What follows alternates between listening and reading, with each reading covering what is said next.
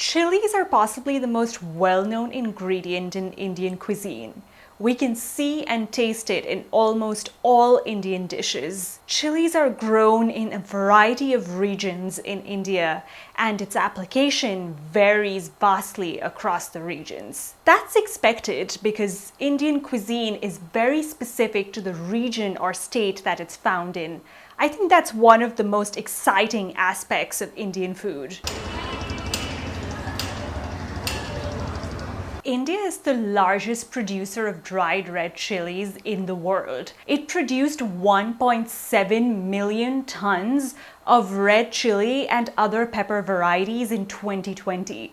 That's a lot of chilies. There are many varieties of chilies that are grown in India. Some bring heat to the dish and others bring color. Kashmiri chilies, for instance, don't have a lot of spice to them but add a rich red color to the dishes that they're added to. Bhoot jolokia, on the other hand, also known as the ghost pepper, is one of the hottest chilies in the world, and it's grown in the northeastern parts of India. Mathania is the most well-known variety of chili grown in Rajasthan in western India. It brings both color and heat to the dish and appears in almost every Rajasthani dish. On our last trip to Rajasthan, we went to this massive chili field. Our tour guide told us that it was known as the red carpet of the region, and it certainly looked like one as we approached it. There were hundreds of thousands of red chilies drying in the sun, being tended to by hand.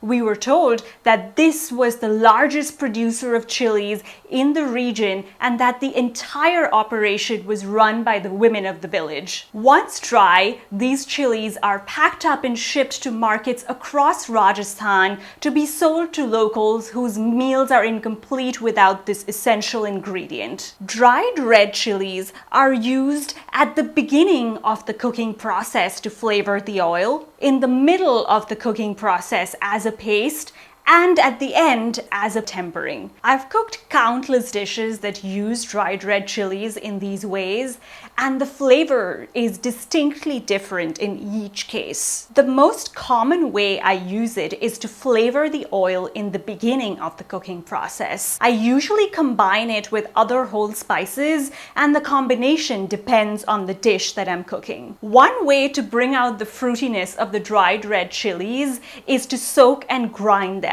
The paste is then used in condiments like chutneys or added in the middle of the cooking process to add its aroma to the sauce. A quick and equally effective way of extracting the goodness from these dried red chilies is by using them in the form of a tempering.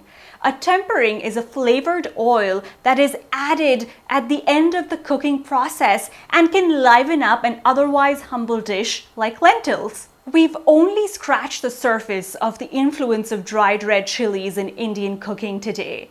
There are so many more varieties and a myriad of uses that are yet to be explored. I'll leave you with one interesting fact. Red chilies did not originate in India. Red chilies were brought to India by the Portuguese in the 16th century and have become an essential part of the cuisine since then. Like this video and subscribe to my channel if you want to dive into the depths of Indian cuisine.